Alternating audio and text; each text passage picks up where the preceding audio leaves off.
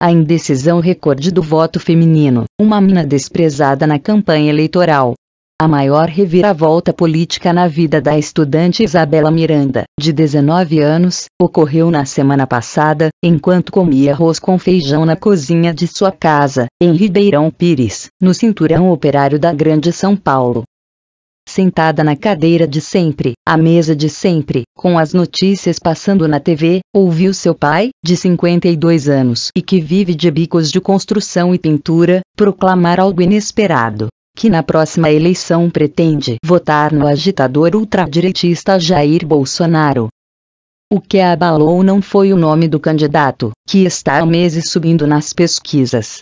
Vale lembrar que meu pai é homofóbico, ele é preconceituoso, então ele apoia o Bolsonaro porque acha que o Brasil precisa de ordem. Ele estava bem feliz com a decisão dele, resigna-se Isabela. O que a desconcertou foi como se sentiu ao ouvir que alguém tão próximo já escolheu seu candidato, quando ela mal pensou nas eleições, exceto por ouvir há meses o burburinho de que serão históricas. De repente, se viu sozinha. Agora penso constantemente em política, confessa. Estou me sentindo irresponsável por não saber em que votar, por não estar me identificando com ninguém. Não sei a origem desse problema. Essa origem não está numa cozinha de Ribeirão Pires, e o problema tampouco é só de Isabela.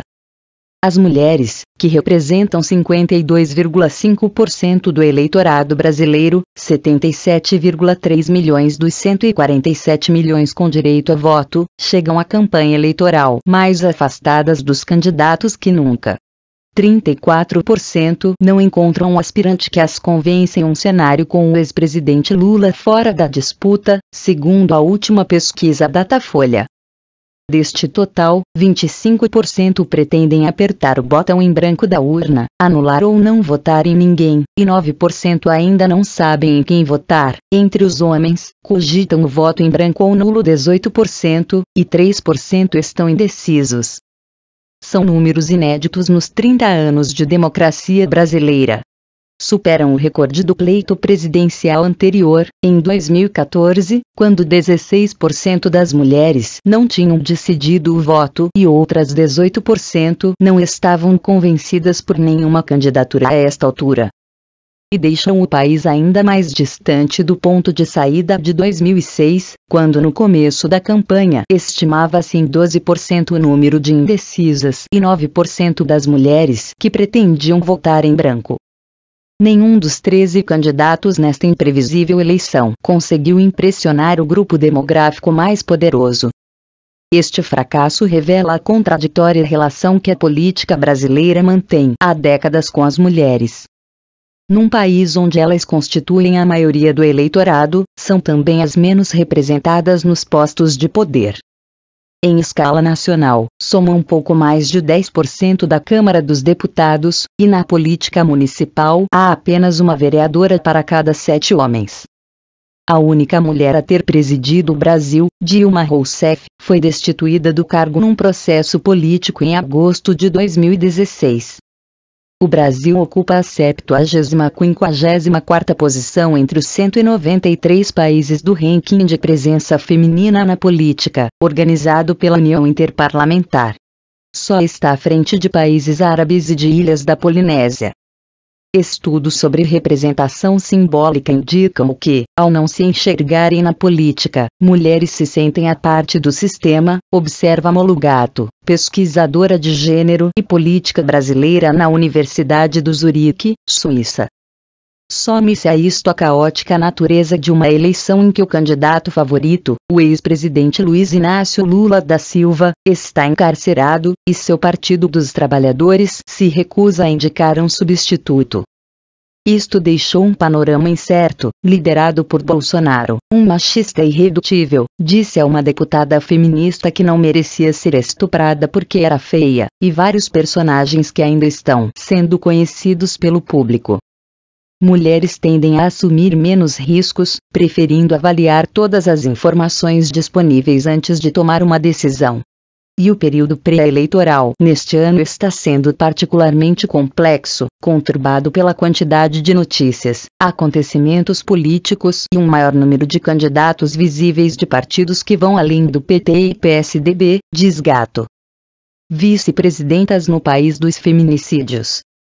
Muitos candidatos se lançaram a uma corrida desesperada pelo voto feminino.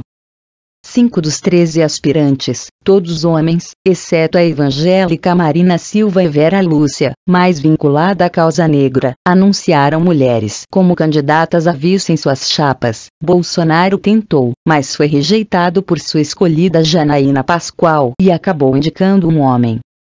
Conforme observaram vários cientistas políticos, a cifra é um recorde, mas ainda resta ver se trará o feminismo para o debate político.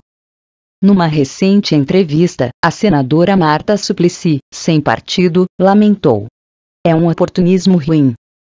Dessas candidatas a vice, só Ana Amélia, companheira de chapa de Geraldo Alckmin, trouxe para o debate público assuntos que afetam diretamente as mulheres.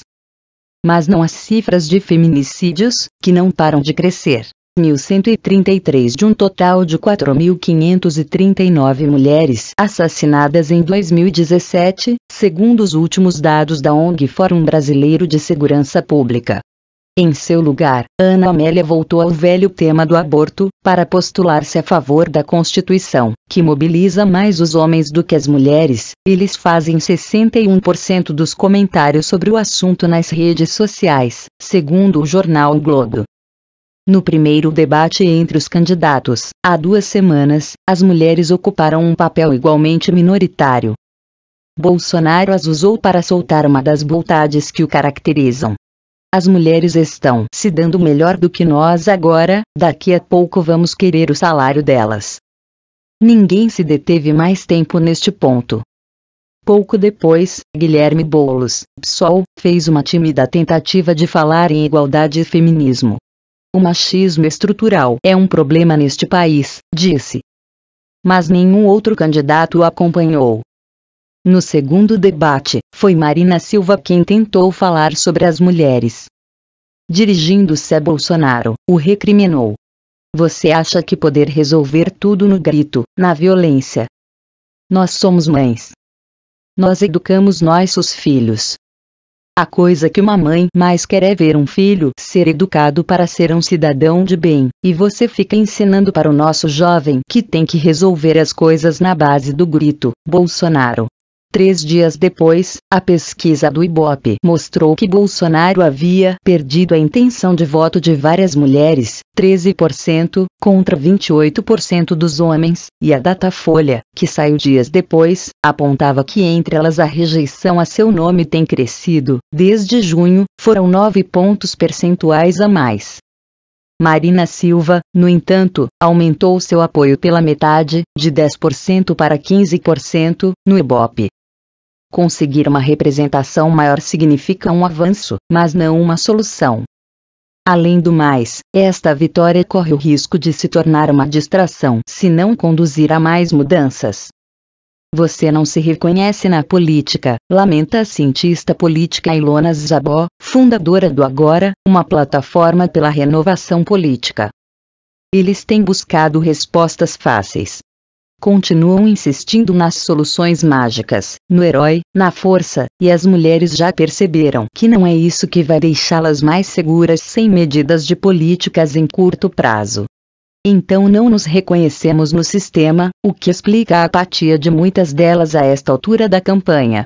Conseguir uma representação maior significa um avanço, mas não uma solução. Além do mais, esta vitória corre o risco de se tornar uma distração se não conduzir a mais mudanças. Você não se reconhece na política, lamenta a cientista política Ilona Zabó, fundadora do Agora, uma plataforma pela renovação política. Eles têm buscado respostas fáceis. Continuam insistindo nas soluções mágicas, no herói, na força, e as mulheres já perceberam que não é isso que vai deixá-las mais seguras sem medidas de políticas em curto prazo.